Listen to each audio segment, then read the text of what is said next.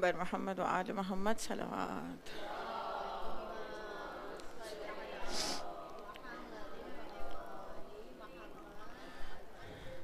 اعوذ باللہ من الشیطان اللعین الرجیم. بسم اللہ الرحمن الرحیم. الحمد للہ رب العالمین والصلاة والسلام علی صاحب الدعوة النبویہ والصولة الحیدریہ والعصمة الفاطمیہ والحلم الحسنیہ والشجاعة الحسینیہ والعبادة السجادیہ والمآثر الباقریہ والآثار الجعفریہ والعلوم الکاظمیہ والحجج الرضویہ والجود التقویہ والنقاوة النخویہ والہیبۃ العسکریہ والغیبۃ الہیۃ صاحب بامر اللہ صلی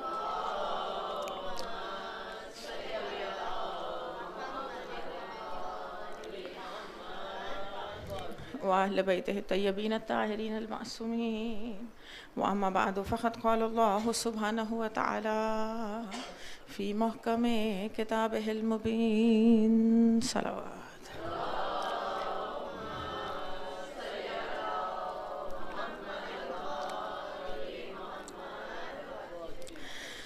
سورہ زاریات آیت نمبر 56.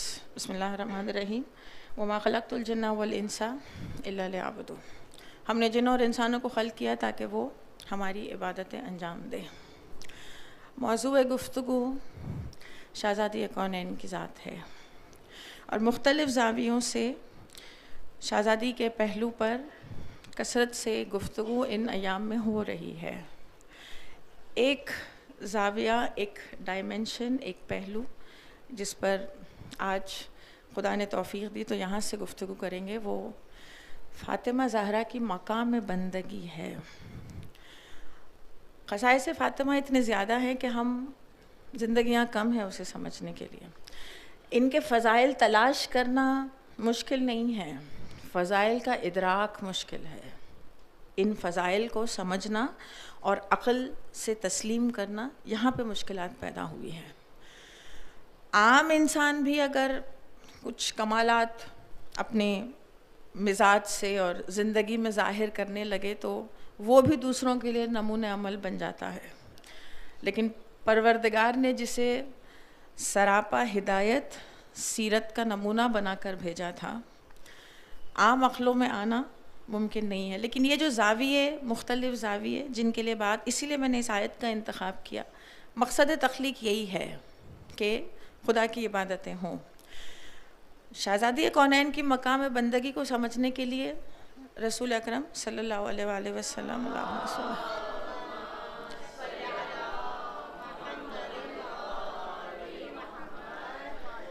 کے دو فرامین سے میں چاہوں گی بات شروع کروں. پہلا تو یہ کہ فاطمہ میرا جز ہے، ٹھیک، میرا حصہ. اور دوسرا، اگر علی نہ ہوتے تو فاطمہ کا کوئی کائنات میں کف نہیں تھا. ٹھیک ہے، ان دونوں سے ذرا سا استفادہ کرتے ہوئے، دونوں رسول اکرم کے مستند متواتر احادیث ہیں کتابوں میں جو ملتی ہیں، ان دونوں سے استفادہ کرتے ہوئے اس ذات کی مقام بندگی پروردگار چاہے تو آشکار کرے، ورنہ میں اور آپ اس کی توفیقات کے بغیر معرفت کی سیڑھیاں نہیں چڑھ سکتے. جہاں تک ذاتی زندگی کا تعلق ہے، ذاتی عبادتوں کا تعلق ہے، دیکھیں، ایک طرف جلوہ نبوت ہے اور دوسری طرف جلوہ ولایت ہے.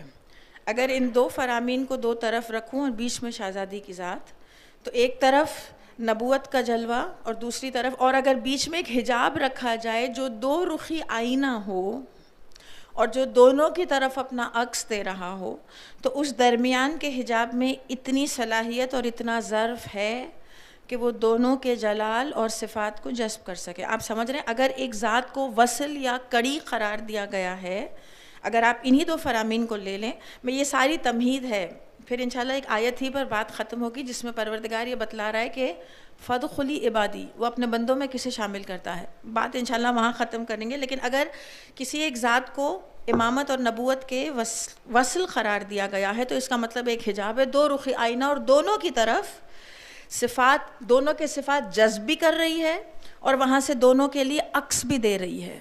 صلاحیت ہے نا اتنی اس درمیان کے حجاب میں، اور دو رخی آئینہ ہے، کیونکہ یہاں سے لے ادھر بھی دے اور دوسری طرف بھی دے۔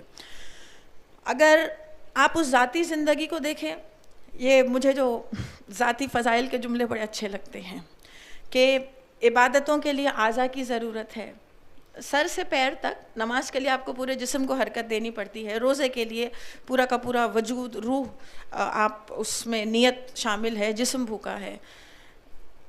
ذاتی اعتبار سے، جسمانی اعتبار سے سر وہ تھا جس کی بلندی تک کوئی پہنچ ہی نہ سکے، ہاتھ وہ تھے جس کے کرم پر سورہ حل عطا قربان۔ میں یہ جسمانی اعضاء جن کی ضرورت پڑتی ہے عبادتوں میں، اس پر ایک تیزی سے نگاہ کر کے پھر مقام بندگی کی طرف جائیں گے۔ زبان وہ جب بولیں تو محسوس ہو جیسے شوہر کی ذوالفقار کی جھنکار ہو، نگاہ وہ کہ گویا رسالت کے تیور، قدم وہ کہ ایسا محسوس ہو کہ خاتم الانبیاء کی رفتار ہے۔ گھر کے اندر بیٹھ جائیں تو آئے تطہیر نازل ہو جائے، چادر اوڑھ کے گھر کے باہر آ جائیں تو مباہلے کا میدان سر کر لیں، نقاب ڈال کر دربار خلافت میں آ جائیں تو چہروں سے نقاب الٹ جائیں، اگر بزم رسالت میں آ جائیں تو رسول اکرم تعظیم کے لیے کھڑے ہو جائیں۔ یہ ذاتی جسمانی اعتبار سے اس ذات کے فضائل ہیں، لیکن اگر مقام بندگی سمجھنی ہے، مقام عبادت سمجھنی ہے، تو ایک پہلے میں کہوں نبوت کی اور ولایت کی، دونوں کی مقام بندگی کو سمجھنا پڑے گا اس درمیان کے حجاب کو سمجھنے کے لیے۔ دیکھیں جہاں سے جذب ہو رہا ہے اور جہاں عکس دیا جا رہا ہے، تو پہلے اس رخ اور اس رخ، ان دونوں کی مقام بندگی کو سمجھ لیں۔ مجھے بتائیں ان دونوں میں سے برگزیدہ عہدہ کون سا ہے خدا کے پاس؟ خدا کے پاس نبوت بڑی ہے، خدا کے پاس ولایت بڑی ہے، خدا کے پاس امامت بڑی ہے، تمغہ کس کے لیے وہ دیتا ہے؟ آپ جانتے ہیں سب سے برگزیدہ عہدہ کون سا ہے؟ خدا کے پاس بندگی کا عہدہ سب سے بڑا ہے۔ یہ رسالت، یہ امامت، یہ ولایت عطائے پروردگار ہے جو کمال بندگی کو دیکھ کے ملتے ہیں۔ میں آپ کو قرآن سے اس کی مثال دے دوں۔ پروردگار عالم قرآن میں کہہ رہا ہے تبارک الذی نزل الفرقان بعبدہ، میں نے قرآن فرقان کو نازل کیا رسول پر، خاتم النبیین پر، میرے حبیب پر، رحمت للعالمین پر، نہیں بندے پر، بندے پر۔ وہ جب لے کر گیا تب بھی یہی کہہ کے لے کر گیا۔ سورہ اسراء کی سب سے پہلی آیت سبحان الذی اسریٰ بعبدہ، عبد کو لے کے جا رہا ہوں، بندے کو۔ تمغہ امتیاز کیا ہے خدا کے پاس؟ رسالت، خاتم النبیین ہونا، رحمت للعالمین ہونا، نہیں بندہ ہونا، بندہ ہونا۔ بس یہ جو میں اور آپ نمازوں کے اختتام پہ گواہی دے رہے ہیں، اشہد ان محمدن عبدہ و رسولہ، پہلے عبدیت کا اعلان ہے کہ وہ پہلے بندے ہیں پھر رسول ہیں۔ اب آپ سمجھے کمال بندگی عہدے دلاتی ہے، رسالت ملنا، ولایت ملنا، امامت ملنا، یہ سب کمال بندگی کے بعد ہے۔ پہلا بندگی کا کمال حاصل ہو۔ حضرت عیسیٰ روح اللہ، حضرت عیسیٰ ماں کی عصمت کی گواہی دینے والے، حضرت عیسیٰ مردوں کو زندہ کرنے والے، لیکن جب انہوں نے اپنی نبوت کا اعلان کیا تو پہلے کہا انی عبداللہ، پھر اس کے بعد نبوت کا اعلان کیا۔ امامت بھی اسی بات پر فخر کرتی ہوئی ملی۔ امام نے یہ فخر کیا کہ میں امام ہوں، امام نے کہا وَكَفَى بِي فَخْرًا، مجھے فخر ہے اس بات کا کہ تو میرا رب ہے۔ امامت بھی بندگی ہی پر فخر کرتی ہوئی ملی۔ تو یہ بندگی کے کمال کے بعد یہ سارے عہدے عطائے پروردگار ہیں۔ ایک تو اس رخ کی بندگی کو سمجھنا، اور دوسرا اس پھر وہ درمیان کے حجاب کی مقام بندگی سمجھ میں آئے گی۔ اب آپ سمجھے عہدے ملتے ہیں، عہدے دیے جاتے ہیں بندگی کے کمال کے بعد۔ مقام نبوت کی بندگی کیا ہے؟ پوری دنیا سے جو عبادتوں کا مطالبہ کر رہا ہے وہ کہہ رہا ہے آپ کچھ عرصہ رات کا آرام کر لیا کریں۔ ہم نے قرآن اسی لیے نازل نہیں کیا تاکہ آپ خود کو زحمتوں میں ڈالیں۔ رسول اکرم اس بات پر فخر کر رہے ہیں کہ میں اس کا سب سے بڑا بندہ ہوں۔ اس کا مطلب یہاں بندگی کمال پر تھی۔ آپ اگر اس طرف آئیں، اس کڑی کو سمجھنے کے لیے اس طرف آئیں، میں نے کہا نا دو فرامین کی ضرورت پڑے گی، ایک رسالت کا جز اور دوسرا ولایت کا کف، اس کے علاوہ کوئی تھا ہی نہیں۔ اگر اس طرف آئیں تو یہاں پر بھی قرآن کی ایک آیت کا سہارا لے لوں جس میں پروردگار کہہ رہا ہے وَمِنَ النَّاسِ مَن يَشْرِي نَفْسَهُ ابْتِغَاءَ مَرْضَاتِ اللَّهِ، بندوں میں سے ایک بندہ ہے جس نے، بندوں میں سے، پھر یہاں وہی بات ہے، امام نہیں، ولی نہیں، بندوں میں سے ایک بندہ ہے جس نے اپنے نفس کو فروخت کیا اللہ کی مرضی کے لیے۔ پھر یہاں ایک بندے کا تذکرہ ہو رہا ہے۔ یہ دوسری طرف جو جلوہ ولایت نظر آیا یا جلوہ امامت، وہاں پہ بندگی کا کمال، اور پھر بندگی کی بنیاد کیا ہے؟ بندگی کی بنیاد یہ ہے کہ خدا کی رضا حاصل ہو جائے۔ اب مجھے اس پر تشریح کرنے کی ضرورت نہیں، بندگی کو، عبادتوں کو رسالت سے اور تمام دوسرے عہدوں سے اسی لیے افضل رکھا گیا کیونکہ سب کا رخ بندوں کی طرف ہے. رسالت کا رخ بندے کی طرف، امامت کا رخ بندوں کی طرف، لیکن عبادت کا رخ ہی خدا کی جانب ہے. اب کیونکہ وہ بلندی کی طرف جا رہی ہے اسی لیے وہ کائنات کے ہر عہدے سے افضل. یہاں پہ خدا کہہ رہا ہے اچھا بنیاد کیا ہے بندگی کی؟ بندگی کی معراج کیا ہے؟ خدا کی رضا کے لیے کام ہو جائے. دنیا کے ہر امور میں بہت ساری نیتیں یا مصلحتیں شامل ہو سکتی ہیں، لیکن عبادت کا کمال یہ ہے کہ صرف اور صرف خدا کے لیے ہو. یہاں پہ خدا کہہ رہا ہے کہ اس مرضی کی خاطر ایک بندے نے بندگی کا کمال دکھایا، اور اس نے خدا کی وہ مرضی جو بندگی کی معراج ہے، یہ آپ سمجھ رہے ہیں ایک طرف مقام ختم نبوت. دیکھیں یہی عبد اور معبود کا رشتہ ہے. بندگی کا کمال اس وقت تک حاصل نہیں ہو سکتا جب میں نے اپنا سر تسلیم صرف اور صرف اس کی رضا کے لیے جھکا دیا ہو. علماء کہتے ہیں خالص عبادت اسی کو کہتے ہیں کہ اس کی رضا کے لیے کام ہو. اب اگر میں اس سے راضی تو اس کے لیے ایک لفظ ملتا ہے راضیہ کا، جب بندہ خدا سے راضی ہو جائے، ٹھیک، اور وہاں پہ جب کمال بندگی کی قدر ہونے لگے تو پھر اس کی مرضیاں ملتی ہیں، اور ایک اور لفظ ملتا ہے مرضیہ کا. ٹھیک، یہاں سے جب میں راضی رہی اس کی مشکلات پر، اس کے امتحانات پر، اس کی عبادتوں پر، اس کے آگے سر تسلیم خم کیا بغیر چوں چراں، تو میں کیا بنی؟ اس سے راضی تھی. لیکن وہاں سے جب قدر ہوئی اس بندگی کی تو اس نے اپنی مرضیاں دے دی. اسے اچھا لگا وہ عمل، وہ کمال بندگی کا تھا، اسے پسند آیا، اس نے خریدا، اسے اچھا لگا، اور پھر وہ مرضی ملی اس کی. اللہم صلی اللہ علیہ.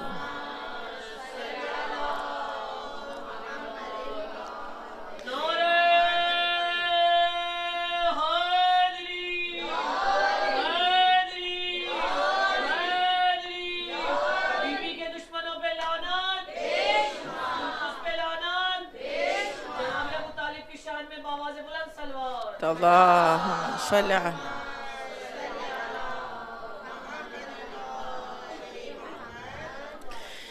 آپ میں کہوں الحمدللہ سماعتوں پر جو پہلے پہنچ گئے جہاں مجھے لے جانا تھا، لیکن ذرا قرآن کی آیت کا تذکرہ کر دوں اس رضا کو سمجھانے کے لیے. یہ جو ٹو وے رشتہ ہے نا عبد و معبود کا، اس کی بنیاد ہی خدا کی رضا ہے. یہاں سے جب رضا تھی تو بندگی گئی، اور وہاں کی جب رضا آئی تو اس نے اس عبادتوں کو قبول کیا. ٹھیک، اس کی مرضی ملی، یعنی یہاں سے بھی رضا جا رہی ہے، وہاں سے بھی مرضی آ رہی ہے. یا ایتھا النفس المطمئنہ، سورہ فجر کی بڑی معروف آیت ہے جس میں خدا اپنی رضا کی بات کر رہا ہے. یا ایتھا النفس المطمئنہ ارجعی، ایک راضی بندے کو اپنی طرف بلا رہا ہے. ارجعی الی ربک راضیۃ مرضیہ. پھر کیا ہوگا جب یہاں سے رضا جائے گی اور وہاں سے مرضی آئے گی؟ فادخلی عبادی، ہم عبادت گزاروں میں اس بندے کو شامل کر لیں گے. یہ کمال بندگی تھی، پہلے وہ راضی ہوا، پھر وہاں سے مرضی آئی، اور پھر خدا کہہ رہا ہے اب تو ہمارے، آپ سمجھے تمغہ امتیاز کیا ہے خدا کے پاس. خدا کے پاس کوئی عہدہ کمال نہیں ہے، خدا کے پاس بندگی کی کمال ہے. بندگی کا کمال ہے کہ پھر اس کے بعد وہ خود بخود اس نے عبادت گزاروں میں شامل کر لیا. فادخلی عبادی، اور پھر آپ فادخلی جنت میں بھی داخل ہو جاؤ. یہ سب بات کا مرحلہ، لیکن پہلا مرحلہ رکا آ کر رضا پر. یہ جو عبد و معبود کا رشتہ ہے، اس کی کڑی، اس کا مطلب کل کی کل رضا پر ہے. میری اور آپ کی زندگی کا بھی یہی مقصد ہے کہ خدا کی رضا کے لیے کام ہوتا ہے. یہ ایام فاطمیہ اس کے لیے بڑی کارآمد ہیں. ہم جو مختلف شہزادی کی سیرت پر عمل کرنے کی کوشش اور مختلف ڈائمنشن سے اس زندگی کا زاویہ لے رہے ہیں. بندہ بننا ہے، حقیقت ہے. بندے بنیں گے تو فاطمی بھی بن جائیں گے، کیونکہ وہاں پر مقام بندگی اپنے کمال پر نظر آئی. تو بندگی کی علامت کیا ہے؟ کہ اس کی رضا کے لیے کام ہو. حالانکہ علماء یہ کہتے ہیں کہ ایک ایسی ذات جس کو راضی کرنا سب سے آسان ہے. جہاں اتھارٹیز ہوں، جہاں طاقتیں ہوں، وہاں لوگ ذرا مشکل سے راضی ہوتے ہیں. لیکن ایک ایسی ذات جو کائنات کے سارے اختیارات رکھتے ہوئے تبارک الذی بیدہ الملک سب سے جلدی راضی ہو جاتا ہے. یا سریع الرضا، اسی کا لقب ہے سب سے جلدی راضی ہونے والے. ورنہ بندوں کی رضا مجھے پتہ ہے اتنی آسانی سے ملتی ہے، لوگ آسانی سے راضی ہوتے ہیں، وہ جلدی راضی ہو جاتا ہے. ایک آنسو سے راضی ہو گیا، ایک سجدے سے راضی ہو گیا. یہ رضا عبد و معبود کے رشتے کی اصل کڑی ہے جس کے سبب کمال بندگی تک پہنچا جا سکتا ہے. شہزادی کونین کے لیے ان 9 اسما میں سے یہ 2 لقب دیے گئے جو ائمہ طاہرین نے بتلائے۔ یہ القابات کیا ہے جو دیے جاتے ہیں؟ یہ القابات وہ ہیں جو ائمہ ایک دوسرے کو جس نام سے خصوصی وصف سے پکارا کرتے تھے، خدا کے حضور جو صفت اجاگر ہوئی اس کے سب لقب دیا گیا، راضیہ اور مرضیہ۔ اس کا مطلب مقام بندگی کو سمجھنے کے لیے ان دونوں القابات کی ضرورت ہے کہ فاطمہ کس کمال بندگی پر تھی۔ ایک تو وہ 2 رخی پہلو، میں اگر اب تاریخ میں اگر جائیں تو بہت سارے مختلف واقعات ملتے ہیں جب کسی بھی معصوم سے جب کسی نے آ کر کہا آپ عبادتوں کے لیے اتنی زحمتیں اٹھاتے ہیں، تو انہوں نے کہا ہم اپنے جد رسول اکرم کی عبادتوں کے معیار تک پہنچ ہی نہیں سکے۔ صحیفہ علی جو ملتا ہے، یا چوتھے امام سے جب ابو حمزہ سمالی نے آ کر کہا تھا کہ گٹھے ہو گئے اور اتنے سجدے اور اتنے رکوع، کہا یہ کچھ بھی نہیں ہے اس کے آگے جو ہمارے جد کیا کرتے تھے۔ اور دوسری طرف وہ ولایت کا اور امامت کا عبادت کرنے کا انداز، چوتھے امام ہی کا جملہ ملتا ہے کہ میرے دادا کا صحیفہ لے کر آؤ اور میں تمہیں بتلاؤں کہ انہوں نے کتنی زحمتیں اور مشقتیں اٹھائی ہیں خدا کا بندہ بننے کے لیے۔ یہ القاب اگر ایک ذات کو دیے گئے کہ یہاں سے رضا گئی اور وہاں سے خدا کی مرضی آئی۔ اب میں رسول اکرم کی ایک اور حدیث کا سہارا لے لوں، ان اللہ یرضی لرضاک ویغبض بغضبک۔ اپنی بیٹی سے بھی یہ جملہ کہا، چھٹے امام نے نقل کیا، 11ویں امام سے اس کی سند ملتی ہے کہ رسول اکرم کہتے ہوئے ملے کہ فاطمہ آپ کی رضا اللہ کی رضا۔ میں ذرا سا اس پر ایک اعتراض کر دوں جو بہت ہوا امام جعفر صادق علیہ السلام کے دور میں۔ اللہم صل علی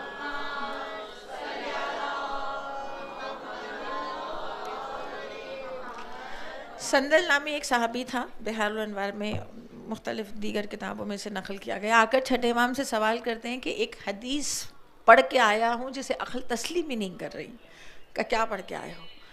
کہ یہی ان اللہ یرضی لرضاک، فاطمہ کی رضا اللہ کی رضا میں چھپی ہے، ایک مخلوق کی رضا اللہ کی رضا کیسے ہو سکتی ہے؟ عقل تسلیم نہیں کر رہی۔ اگر یہ ہوتا کہ خدا کی رضا سے فاطمہ راضی تھی تو بات سمجھ میں آتی ہے، تمام ائمہ کی رضا کا یہی مقام ہے کہ وہ اللہ کی رضا سے راضی تھے۔ میرا اور آپ کا کمال بندگی بھی اسی میں ہے کہ ہم اللہ کی رضا سے راضی ہو جائیں، لیکن حدیث یہ نہیں کہہ رہی کہ جو اللہ چاہ رہا تھا اس سے وہ راضی تھی۔ حدیث یہ کہہ رہی ہے کہ وہ جو چاہتی تھی وہ اللہ کی رضا بن گئی، یہ عقل ہی تسلیم نہیں کر رہی۔ چھٹے امام نے اس کا ایک جواز پیش کیا۔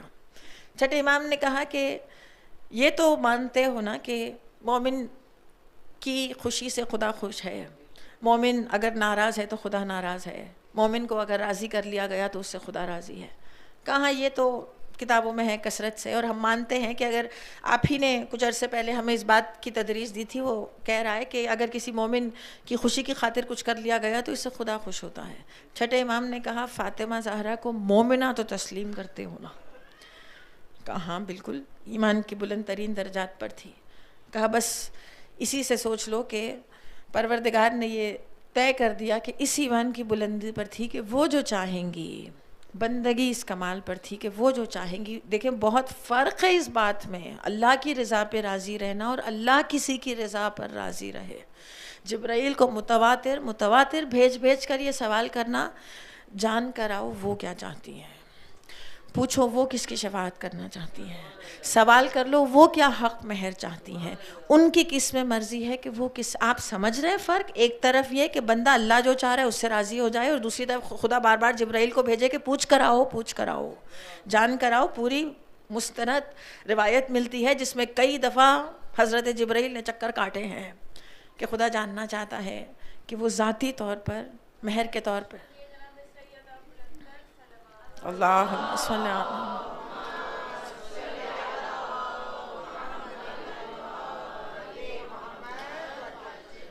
وہ کیا چاہتی ہیں مہر میں، حالانکہ خدا نے جو آگے سے جواز دیے تھے، جو آپشنز رکھے تھے، اس کی کوئی نظیر تھی ہی نہیں۔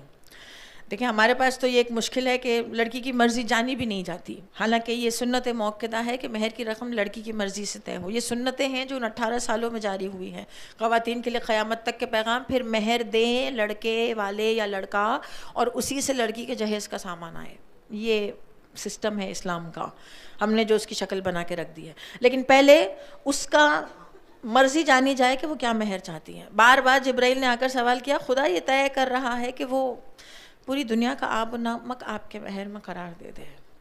کوئی جواب نہیں, سر جھکا ہوا ہے. اس کا مطلب یہ نہیں چاہیے. کوئی چھوٹی بات ہے مجھے بتائیں, یعنی پوری دنیا کا آب و نمک ملکیت میں چلا جائے گا. کوئی ایک گھوٹ پانی پینا چاہے اس وقت تک نہیں پی سکتا جب تک ان کی مرضی نہ ہو, ان کی ملکیت ہے, لیکن خاموش ہے. پھر گئے جبرائیل, پھر آئے, خدا ایک اور تجویز پیش کر رہا ہے, آپ کوثر پہ راضی ہیں. پھر کوئی جواب نہیں. رسول اکرم نے سوال کیا فاطمہ کیا چاہتی ہوں؟ کہ بابا مجھے محشر میں حق کے شفاعت چاہیے, اور اس کی میں ایک لکھی ہوئی تحریر چاہتی ہوں. گئے جبرائیل, اور میں اور آپ وہ بندوں کے پیچھے دوڑتے ہیں, شہادت نامے پہ دستخط کر دیں تاکہ میں قبر میں اپنے ساتھ لے کر جاؤں. کفن میں 40 مومنین نے دستخط کر دی تو نجات ہو جائے گی. جبرائیل عرش سے نور کے پارچے میں لپٹی ہوئی ایک تحریر لے کر آ رہے ہیں کہ فاطمہ کی رضا اس میں ہے, حق کے شفاعت روز محشر فاطمہ کے پاس ہوگا. وہ کیا چاہتی ہیں, وہ کس سے راضی ہیں, وہ کس سے غضبناک ہے؟ بندگی. اچھا کوئی عہدہ ہے مجھے بتائیں, کوئی عہدہ ہے؟ امامت کا عہدہ, نبوت کا عہدہ, کوئی عہدہ دیا گیا خصوصی طور پر؟ یہ عہدے تمام عہدوں سے مبرہ پروردگار نے اس ذات کی بندگی کو دیکھ کر, آپ سمجھ رہے ہیں مقام عبادت کیا ہے, تسلیم کی منزل کیا ہے, کہ راضیہ کہہ لیں یا مرضیہ کہہ لیں, بندگی اس کمال پر تھی کہ خدا نے کہا کہ اس بندے کی مرضی اب میری مرضی ہوگی. اب میں کیا کہوں آپ سے, شہزادی کی رضا تو اللہ کی رضا ایک طرف, وہ جب دل تنگ ہو جائیں تو خدا دل جوئی کا سامان کرے. میرے پاس دلیل ہے اس کی. بہار ہی میں علامہ مجلسی نے نقل کیا ہے کہ والدہ محترمہ کی شہادت کے بعد جب کثرت سے اپنے بابا کے ساتھ رہتی تاکہ تنہائی محسوس نہ کریں, اس وقت حضرت جبرائیل نے آ کر کہا کہ آپ سلام دیں فاطمہ کو, اور یہ پیغام دیں کہ ان کی والدہ ایک قصر میں ہے جس میں آسیہ اور مریم بنت عمران ان کی ہم نشین ہیں. خدا نے یہ پیغام دیا ہے فاطمہ کی دل تنگی کو دور کرنے کے لیے, کیونکہ وہ غمگین ہے, شہادت والدہ کی وصال سے وہ غمگین ہے, تو خدا دل جوئی کے لیے یہ سامان, یہ پیغام بھیج رہا ہے. اور وہ جس سے ناراض, خدا اس سے ناراض ہے. اب اس کی تفصیلات میں کیا کہوں. تاریخ میں تو گزشتہ دور میں تو بہت کچھ ملا جو ان کی ناراضگی کا سبب بنا, لیکن کہیں ہم اس فہرست میں شامل نہ ہو جائیں. پروردگار توفیقات دے کہ کہیں ایسا نہ ہو کہ وارث زہرا کی ناراضگی کا یا غضب کا سبب بن رہے ہوں. آج کے دن جب وہ اپنی جدہ کے غم میں ماتم کریں, اہتمامات ہو رہے ہیں نا, جب بھی کسی کی شہادت کا روز آئے تو مختلف مقامات پر اہتمامات ہوتے ہیں, روزوں پر اہتمامات ہوتے ہیں, زائرین کے ہجوم ہیں. یہ اس غضب کی علامت ہے کہ جس نے سب کچھ بیان کیا کہ کہاں غسل کون دے, کفن کیسے دیا جائے, رخصت کے وقت بچوں کے ساتھ کیا رویہ کیا جائے, اس نے اپنا مدفن نہیں بتلایا. اس کے لیے بڑی جستجو بھی کی گئی کہ ایک دفعہ یہ ملاقات کر کے ان کو راضی کر لیا جائے. آخری ایام میں بڑی جستجو ہوئی اس کے. آیت اللہ وحید خراسانی اس کی تفسیر لکھتے ہیں کہ وہ بار بار آ کر یہ مطالبہ کر رہے تھے کہ کیا یہ ممکن ہے کہ ایک دفعہ ہم ملاقات کر کے اپنی شرمندگی کا اظہار کر لیں. آیت اللہ وحید خراسانی لکھتے ہیں جو شرمندہ ہوتا وہ واپس کر دیتا جس پر وہ غضبناک تھی, وہ تقاضے پورے کر دیتا جس کا انہوں نے مطالبہ کیا تھا. لیکن مسئلہ معافی مانگنے کا نہیں تھا. میں آپ کو اس کی وجہ عرض کروں, ان کا جس بات پر بہت زور تھا کہ ہم نماز جنازہ میں شریک ہو جائیں, اس کی اجازت کیوں نہیں ملی. اس کے آپ جانتے ہیں شہادت کے بعد بھی یہ معاملات ہوئے کہ وہ اس بات پر زور دے رہے تھے کہ ہمیں جنازہ پڑھنی ہے, ہم جنازے میں شریک ہونا چاہتے ہیں. اس کی وجہ یہ ہے کہ جب مومن اس دنیا سے رخصت ہوتا ہے اور خدا کے حضور پہنچتا ہے تو خدا جو اپنے مومن کو, جو بڑا محترم ہے خدا کے پاس, سب سے پہلا تحفہ جو دیتا ہے اس کے ایمان کے احترام میں, ویلکم کے طور پر, کہ جتنے اس کے جنازہ میں شریک ہوئے تھے سب کی مغفرت کی خبر سنائی جاتی ہے اسے. اب یہ دنیا تو ہے نہیں کہ ہم سن کے پریشان ہو جائیں کہ سب کا خیر نہ ہو صرف میرا ہو جائے. وہ اس عالم کے معاملات ہیں. مومن خوش ہوگا, بڑا خوش ہوگا یہ سن کر کہ جتنے میری مغفرت کی دعا کرنے کے لیے پہلا تحفہ جو خدا اسے دے رہا ہے. جیسے ہی مومن وہاں پہنچا کہ جتنے بھی آپ کی مغفرت کے لیے دعا کرنے کے لیے جمع ہوئے تھے سب کی مغفرت کی خبر آپ کو سنائی جاتی ہے. اگر بنت رسول کی نماز جنازہ میں شریک ہو جاتے تو وہ مغفرت کی سند مل جاتی، کیونکہ بارہا رسول اکرم سے یہ روایت سنی تھی، اسی لیے اس بات پر اتنا زور دے رہے تھے کہ ممکن ہو تو پھر جنازہ کھود کے میت نکال کے نماز جنازہ ادا کر دی جائے۔ یہ جو بندگی کے بعد خدا اختیارات دیتا ہے، بس میرا وقت ختم ہو رہا ہے، میں ذرا سا اس ذات کی ولایت تکوینی کی طرف اشارہ کرنا چاہتی ہوں۔ بندے کو جو اختیارات ملتے ہیں بندگی کے کمال کے بعد، پھر کہوں گی یہ عہدوں کے سبب نہیں ہے، وہ جو عہدے عطائے پروردگار ہے، بندگی جیسے جیسے عروج پر پہنچے گی، خدا نے اپنے کتنے محترم بندوں کو قرآن میں اس طرح مخاطب کیا ہے کہ وہ جو نوح تھا وہ ہمارا شکر گزار بندہ تھا، یہ نہیں کہا کہ کشتی بنانے والا، نجات دینے والا، وہ جو ابراہیم تھا وہ ہمارا مومن بندہ تھا، یعنی ہر جگہ اپنے انبیاؤں کا تذکرہ بھی عبد کے ساتھ کیا ہے، عبدن شکور، عبدن حلیم، عبد مومن، خدا اس طرح تذکرہ کر رہا ہے۔ بندگی کا کمال اختیارات دلاتا ہے، اور یہی اختیار ولایت تکوینی کا حصہ ہے۔ یہ جو خدا کی رضا ایک ذات کی رضا بن گئی، یعنی خدا ان کی رضا میں راضی ہو گیا، یہ اس بندگی کا اوج ہے جس کے بعد پھر ولایت تکوینی ظاہر ہونے لگی۔ ولایت تکوینی کیا ہے؟ موضوع مشکل نہیں ہے، لوگ ڈر جاتے ہیں اتنا بڑا نام سن کے کہ یہ کیا چیز ہے ولایت تکوینی۔ پروردگار نے جو تخلیق کی ہے اس کے اندر کچھ تقاضے رکھے ہیں، جتنا بندگی میں انسان سر جھکاتا گیا اتنا اسے اپنی ذات پہ تصرف حاصل ہوتا گیا۔ ولایت کا ایک معنی لغت میں تصرف ہے، یعنی جس پر ولایت حاصل ہو جائے اس کو روک لے، اس کو آگے بھیج دے، یہ ولایت تصرف کو کہتے ہیں۔ اب ہم نے جسے مولا مانا اس پر ان کو مجھ پر پورا پورا تصرف ہونا چاہیے کیونکہ میں ان کی ولایت میں ہوں، آپ سمجھ رہے ہیں؟ یعنی میں نے اپنے آپ کو ان کے تصرف میں دے دیا، یہاں تک کہ ولایت تکوینی کے لیے علماء غسل کی مثال دیتے ہیں، وہ جو مردے کو دیا جاتا ہے، مردے کی اپنا کوئی اختیار ہے ہی نہیں نا، وہ کل کا کل غسال کے ہاتھ میں ہے، وہ جو بھی اس کے ساتھ امور انجام دے رہا ہے۔ یہ منزل ہے ولایت تکوینی کی کہ اس طرح اس اختیار میں چلا جائے جس کے پاس اس کا تصرف ہے، اور وہ جب اپنے اختیار ظاہر کریں گے اس پر، کیونکہ اس نے اپنے کو کل کا کل خدا کے تصرف میں دے دیا، پروردگار اس فنا فی اللہ کی منزل پر اس کے اختیارات میں اضافہ کرتا ہے۔ پھر آپ کو مردہ سلمان فارسی کی طرح غسل کے دوران اٹھتا ہوا ملے گا اپنے وقت کے امام کی تعظیم میں، جب امیر المومنین حجرے میں داخل ہوئے تھے۔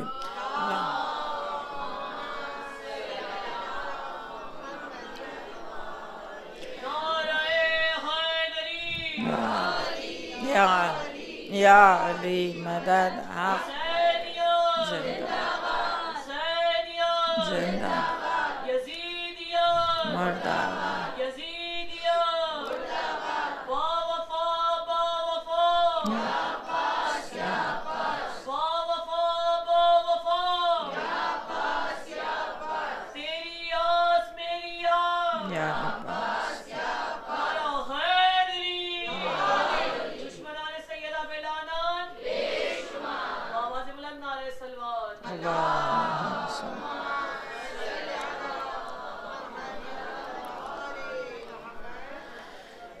لوگ ولایت تکوینی اور معجزے میں ذرا سا فرق نہیں کر پاتے۔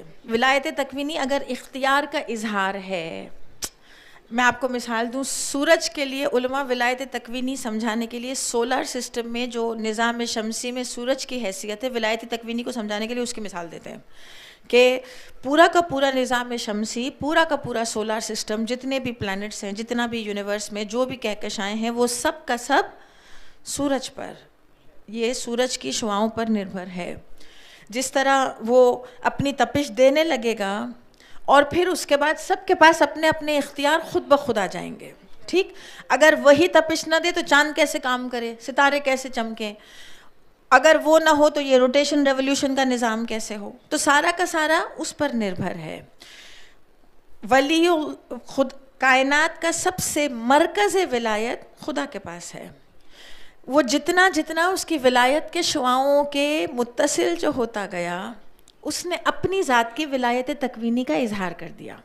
علماء سمجھانے کے لیے یہ مثال دیتے ہیں کہ جس طرح پورا کا پورا یونیورس اس سورج کی وجہ سے چل رہا ہے. اس طرح کائنات کی جتنی بھی ولایتیں اس کا مرکز خدا کی ذات ہے. اب وہ جو بندگی کا کمال حاصل کرتا گیا، عہدے لے کر نہیں، فضیلتیں لے کر نہیں، کیسے کمال ملا؟ بندہ بن کر، اس کی ولایت میں خود کو دے کر، اس کے تصرف میں جا کر اس کی ذات سے پھر اپنی ذاتی ولایت تکوینی کا اظہار ہونے لگے گا. اگر یہ بات واضح ہو گئی تو جس کو پروردگار نے نبوت اور امامت کے جلوے کے درمیان، یعقوب کلینی کی ایک آخری، علامہ یعقوب کلینی رحمۃ اللہ علیہ کی ایک مثال دے دوں اور پھر آپ کی زحمتیں تمام. امام جعفر صادق علیہ السلام سے جب سوال کیا گیا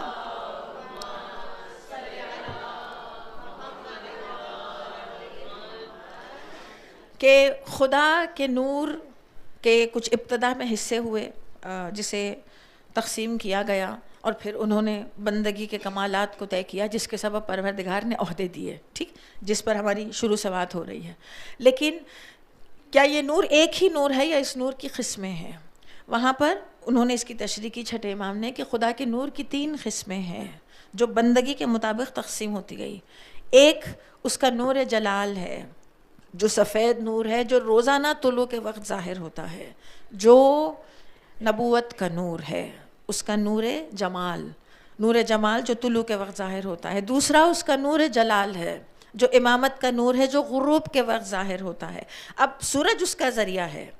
دیکھیں جو خدا کو خود کو خدا کے تصرف میں دیتا گیا، ولایت اس سے ظاہر ہوتی گئی. دوسرا نور امامت، اس کا نور جلال جو غروب کے وقت ظاہر ہوتا ہے، یہ نور جلال ہے. ایک اور نور ہے جو زوال سے ذرا سا پہلے، زرد نور ہے. یہ ان دونوں نوروں کے درمیان کا وصل اور دونوں کے حقائق، صفات اور فضیلتیں سمیٹے ہوئے. چھٹے امام نے کہا کہ اب ہر ایک اس روایت کو پڑھنے والا اتنا عقل مند ہے کہ بندگی میں کس نے کتنا کمال حاصل کیا، کہ پروردگار نے کون سا نور کس کو دیا ہے، کس کو کس نور کے لیے منتخب کیا. اور وہ جو درمیان کا نور ہے وہ نور عصمت ہے، جس نے ولایت اور نبوت کا وصل پیدا کیا ہے. ایک نور جلال، ایک نور جمال، اور درمیان میں نور عصمت.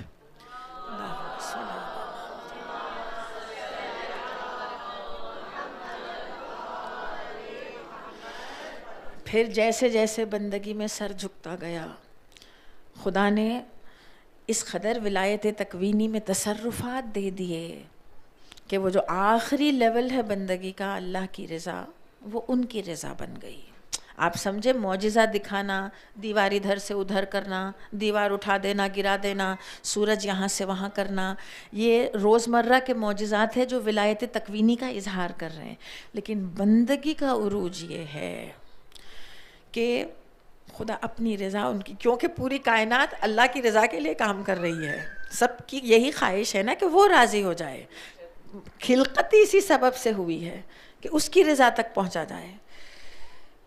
پروردگار کسی ایک ذات کو اپنی رضا کا سبب قرار دے.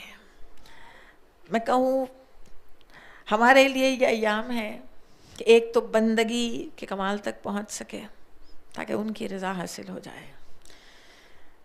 علماء نے بڑی تشریحات کی ہیں اللہ کی رضا اور فاطمہ کی رضا.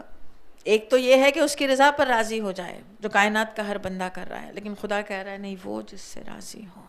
اور اسی لیے سورہ والضحیٰ کی آیت وَلَسَوْفَ يُعْطِيكَ رَبُّكَ فَتَرْضَىٰ، اس میں خدا کی رضا کی بات ہے کہ آپ نے اتنا خدا کی رضا کے آگے سرنڈر کیا، اب ہوگا یہ کہ اللہ کی مرضیاں بڑھ کے آگے بندے کو گلے لگائیں گی، اور پھر خدا بندے سے سامنے پوچھے گا کہ بتاؤ اب آپ کیا چاہتے ہو. یہ ہوگا. یہ سب سے امید بخش آیت ہے خدا کی سورہ والضحیٰ کی، جس میں پروردگار محشر میں ان لوگوں سے سوال کرے گا جس کی مرضی وہ چاہتا ہے. وَلَسَوْفَ يُعْطِيكَ رَبُّكَ فَتَرْضَىٰ، اب آپ بتائیں آپ کیا چاہتے ہیں. اتنا مرضیوں کی اطاعت کی ہے کہ اب میری مرضی وہی ہے جو آپ کی مرضی ہو. اب آپ بتائیں آپ کیا چاہتے ہیں. اسی کو مقام شفاعت فاطمہ زہرا کہا گیا. یہ سب اللہم صلی اللہ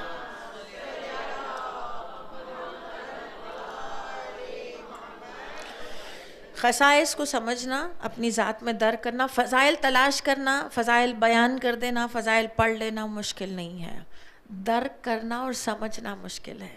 راضیہ مرضیہ کے بہت سارے پہلو ہیں. آیت اللہ ناصر مکارم شیرازی حفظ اللہ علیہ نے ہی بہت کچھ بیان کیا ہے اللہ کی رضا پر. خدا ہمیں توفیقات دے ہمارا ہر عمل اس کی رضا کی طرف ہو. اور پھر ان کا غضب خدا کا غضب. بس آپ کی زحمتیں تمام کرو. وہ بڑی کوششیں ہوئی, یہ بار بار اس کی کوشش کی گئی کہ ہم جا کر معافی طلب کر کے ان کی ناراضگی دور کریں. کہیں تاریخ میں یہ رقم نہ ہو جائے کہ انہوں نے منہ پھیر لیا, انہوں نے بات نہیں کی, خلافت سے وہ راضی نہیں تھی. لیکن یا علی آپ کا گھر ہے, میں نہیں چاہتی وہ میرے جنازے میں آئے. یا علی رات کی تاریکی میں اٹھائیے گا تاکہ کوئی شامل نہ ہو. یا علی بچے جب چھوٹے ہوں تو ماں دنیا چھوڑنے کے وقت, دیکھیں گھر میں اگر چھوٹے بچوں کو چھوڑ کے جائیں تو کسی کے سپرد کر کے جاتے ہیں اگر بچہ سو بھی رہا ہو. چھوٹے بچے کی ماں مرنا بھی نہیں چاہتی کہ وہ اگر مر جائے گی تو اولاد کا کیا ہوگا. لیکن یا علی اب زندگی کا وقت ختم ہو گیا, میرے بچے چھوٹے ہیں, یا علی ان کا خیال کیجیے گا. سب سے یہی وصیت کر رہی ہے اسما, میرے بچوں کا خیال کرنا. جب کوئی ملاقات کے لیے آتا ہے میرے بچوں کا خیال کرنا. کہیں ایسا نہ ہو کہ انہیں بن ماں کا سمجھ کر کوئی گرک رہا ہو یا انہیں کوئی مار رہا ہو. یہ سب سے جب وصیتیں کی, ایک بچوں میں جو بیٹی ہے اس سے ایک وصیت ملتی ہے تاریخ میں. جناب ام کلثوم تو بہت چھوٹی ہے 2.5 سال کی, لیکن 4.5 سے 5 سال جو جناب زینب کی عمر ملتی ہے اس میں ایک وصیت ملتی ہے کہ بیٹی کو آگے بٹھا کر, جب بیٹی کثرت سے آنسو بہا رہی تھی تو سینے سے لگا کر کہا, زینب ہم بھی بہت چھوٹے تھے جب ماں ساتھ چھوڑ کر چلی گئی. زینب ماں بن کے بھائیوں کا خیال رکھنا. زینب یہ کچھ بہشتی کفن ہے جو بابا نے میرے سپرد کیے تھے, میں تمہارے حوالے کر رہی ہوں. زینب ہو سکتا ہے, دیکھیں بیٹیوں کو اس وقت تک تسکین نہیں ملتی جب تک ماں سے اپنے دل کے حالات نہ کہہ دیں. زینب ہو سکتا ہے دربار جانا پڑے. بیٹی کو وہ وقت یاد آیا جب ماں دربار سے واپس آئی تھی. اماں جس کے 18 بھائی ہوں وہ بھلا کیوں دربار جائے گی. ایک مرتبہ سینے سے لگا کر کہا, زینب گھبرانا نہیں, ماں ساتھ ہوگی, حسین کا ساتھ نہ چھوڑنا. زینب میرا ایک بیٹا آئے گا اس دنیا میں جسے میرا سلام کہہ دینا. امیر المومنین سے جب وصیت کی تو ہم گناہگاروں کا تذکرہ کیا. یا علی قیامت تک آنے والی میری نسل پر فاطمہ کا سلام. میں کہوں شہزادی پسے پرتا ان مجلسوں کو دیکھ رہی تھی. آپ کا یہاں آنا دیکھیں, کسی کی ماں کا انتقال ہو جائے پورا شہر جاتا ہے نا پرسہ دینے کے لیے. ہم یہی کہتے ہیں کہ اب دعا کرنے والے ہاتھ چلے گئے جو دعائیں کیا کرتے تھے اولاد کے لیے. مجھے بتائیں یہ کس کی ماں ہے, یہ کس کی ماں ہے؟ صرف زینب آئی ہوگی شام سے یا حسین آئے ہوں گے کربلا سے. یہ تو بقی والوں کی بھی ماں ہے, یہ مشہد والے کی ماں ہے, یہ قاسمین والے کی ماں, یہ سامرا والے کی ماں, سب آپ کے غم میں شریک ہے. کس کس کو پرسا دیں؟ وہ جو پردے غیب میں ہے, وہ جو خون کے آنسو رو رہا ہے. خدا ان آوازوں پہ رحمت نازل کرے. مصائب جب ضبط نہ ہو اپنے آپ آوازیں بلند ہو جاتی ہے نا. رسول کی بیٹی کی غربت, یا علی ایک جگہ دے دے مجھے رونے کی. واحد تقاضا جو پوری حیات میں کیا ہے, یا علی کہاں رو, یا علی ایک جگہ دے دے. علی نے بیت الحسن بنوا دیا. یہ آوازیں, یہ جو عزا خانے ہیں, یہ دعا تھی فاطمہ کی, یہ خواہش تھی فاطمہ کی. آپ جب گھروں میں فرش عزا بچھاتے ہیں رونے کے لیے, وہ دعا تھی فاطمہ کی, یا علی رونے کی جگہ دے دے جہاں بیٹھ کے رو سکوں. اسی لیے تو سب سے تیز کام جو فاطمہ کی رضا کا سبب بنتا ہے وہ یہ فرش ازا ہے. اس ایک کام کی خواہش کی تھی پوری حیات میں ایک رونے کی جگہ چاہیے. اسی لیے تو وہ ہر فرش پر آتی ہیں.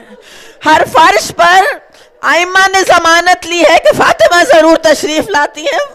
طلب کیا تھا رونے کی جگہ چاہیے. بس آپ رو چکے. وہ بچے آپ کے غم میں شریک ہے. چھٹے امام کہتے ہیں کوئی ہماری جدہ کے غم میں بلند آواز سے رو لے, ہم اس کے لیے دعائیں مغفرت کرتے ہیں. وہ آپ کو دعائیں دے رہے ہیں. قد و قامت جھک گیا ہے, گویا ایک سایہ باقی رہ گیا تھا. بچے کہتے ہیں ہم اکثر آدھی راتوں کو دیکھتے ہیں اماں بستر پر درد سے کرا رہی ہوتی. ہم دیکھتے پوری پوری رات نہیں سوتی تھی. مجھے بتائیں کیسے سوئے؟ تازیانے مارے گئے تھے پشت پر علی کا دامن چھڑانے کے لیے. جب کوڑا مارا گیا تو وہ ہاتھ شل ہو گیا. اگر بائیں کروٹ سے سوئے تو پسلیوں میں درد ہوتا ہے. پوری رات ہم دیکھتے درد سے تڑپ رہی ہوتی. فجر کے وقت رات بھر کے جاگے ہوں کو نیند آتی ہے. وہ جو ساتھ بہشت ہے, آنکھ لگی اور بے ساختہ اپنی جگہ سے اٹھی, وصیت انجام دی. امیر المومنین نے کہا فاطمہ آج طبیعت بہتر معلوم ہوتی ہے. کہا نہیں یا علی بابا آئے تھے, یا علی میرے بچوں کا خیال رکھیے گا, بابا لینے کے لیے آئیں گے. سب بتایا, سب بتایا. کفن کے بارے میں بتایا, غسل کے بارے میں بتایا, کب اٹھایا جائے جنازہ بتایا. یہ نہیں بتایا کہاں دفن کیا جائے. یا علی جہاں مناسب سمجھیے. ارباب مقتل لکھتے پہلے یہ کہا کہ بابا کے ساتھ, بابا کے پہلو میں, لیکن پھر یہ سوچ کر کہ کہیں بابا کی لحد کی بے حرمتی نہ ہو. یا علی جہاں مناسب سمجھیے, جہاں مناسب سمجھے دفن کر دیجئے گا, لیکن یا علی احسان کیجئے گا, مجھے مرنے کے بعد تنہا نہ چھوڑیے گا. میری لحد پر قرآن کی تلاوت کرنے ضرور آئیے گا. یا علی بچوں کو بھی ساتھ لائیے گا. بچے جا رہے روزے رسول کی طرف. بس آخری جملے, رو چکے آپ. میر انیس لکھتے ہیں فرزندوں کو پھر فاطمہ زہرا نے بلایا. مل چکی, خدا حافظ کر چکی, دروازے تک آئے بچے, پھر بلایا فرزندوں کو. پھر فاطمہ زہرا نے بلایا, گودی میں بٹھایا, کبھی سینے سے لگایا, بال آئے جبھی بوسے دیے اور یہ سنایا, لو پیاروں کے ہنگام جدائی کا اب آیا. اب تم سے جدا ہوتی بطول عذرا ہے, یہ آخری زہرا نے تمہیں پیار کیا ہے. چلے گئے بچے روزے رسول پر. اسما سے وصیتیں کر کے حجرے میں آئی ہے. بس آخری جملے, آخری جملے. بچوں نے جا کر خبر دی. اسما نے کہا جاؤ بچوں بابا کو خبر دے کر آؤ. آپ نے کبھی دیکھا ہے 6-7 سال کے بچے کسی کے مرنے کی خبر دینے کے لیے جا رہے ہوں؟ وہ غریب بچے بابا کے پاس آئے, بابا ماں ساتھ چھوڑ کر چلی گئی. اب جیسے ہی علی گھر میں داخل ہوئے, بیٹی دوڑتی ہوئی آئی. بابا اماں کا چہرہ سفید ہے, پتلیاں پھری ہوئی ہیں. یہ تو زینب نے کہا, لیکن وہ جو 2.5 سال کی بچی آگے آئی, اس نے کہا بابا اماں سلام کا جواب نہیں دیتی.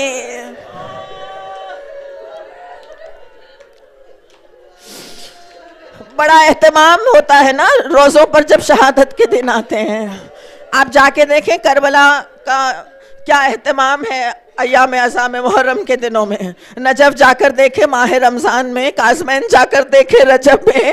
جب شہادتوں کا دن آئے تو روزے گویا آسمان سے باتیں کرنے لگتے ہیں. زائرین کا ہجوم, روزوں پر اہتمام, یہ وہ واحد ذات ہے جس کے قبر کا نشان ہی کا قبر نہیں. ایک ظاہر, بس آخری جملے ایک ظاہر مدینے کی زیارتیں کر کے مشہد پہنچا، ایک مرتبہ 8ویں امام کے اس شاندار گنبد کے سامنے کھڑا زیارت پڑھ رہا ہے، السلام علیکم یا غریب الغربا، لیکن پھر کچھ سوچ کے رک گیا، گنبد کو دیکھ کر کہتا ہے میں آپ کو غریب نہیں کہہ سکتا، کیونکہ غریب مدینے سے دیکھ کر آ رہا ہوں، نہ سایہ ہے، نہ گنبد ہے، نہ روزہ ہے، نہ زیارت۔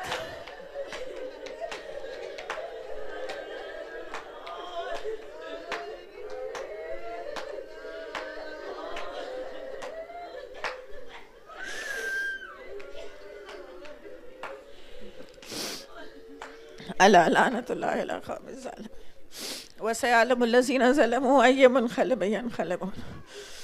پروردگار یہ آنسو فاطمہ کے بیٹے کی دل کی تسکین کا سبب بنے، پروردگار یہ ہماری مجلسیں ان کی تنہائی کو دور کر سکیں، ہر مجلس میں شہزادی کونین کی رضا کے لیے فرش عزا بچھائی جاتی ہے، لیکن آج فاطمہ کی مجلس ہے۔ میں کیا کہوں، شہزادی کونین ان آنسوؤں کے واسطے سے ہم سے راضی ہو جائے، رسول اکرم سے لے کر آخری تک سب ہمارے غم میں شریک ہیں۔ پروردگار ان آنسوؤں کا واسطہ، ان ایام اللہ کا واسطہ ہمیں سیرت فاطمی پر عمل کرنے کی توفیق دے دے، ہم بندگی کے کمال کو فاطمہ کے واسطے سے حاصل کر سکیں۔ فاطمہ کا نام مشکلات سے چھڑانے والا ہے، جو حاجتیں لیے بیٹھے ہیں، بیمار ہیں، جسمانی روحانی اخلاقی امراض میں مریض ہیں، تنگ دست ہیں، مخروض ہیں، مشکلات میں مبتلا ہیں، پروردگار ہماری مشکلیں فاطمہ کے نام سے آسان کر دے۔ ہم ان امتحانات کے سبب ہم اپنے ایمان میں اضافہ، پروردگار اس کی توفیق مل جائے، دشمنان دین کو نیست و نابود فرما، اور جو دین کی حمایت اور نصرت کر رہے ہیں ان کی نصرت فرما۔ پروردگار بڑا دربار، بڑا مطالبہ ہم اس قابل تو نہیں ہے، لیکن ایام کا واسطہ، فاطمہ کا واسطہ ہمیں روز محشر فاطمہ زہرا کے ساتھ محشور فرما۔ ربنا تقبل منا انک انت السمیع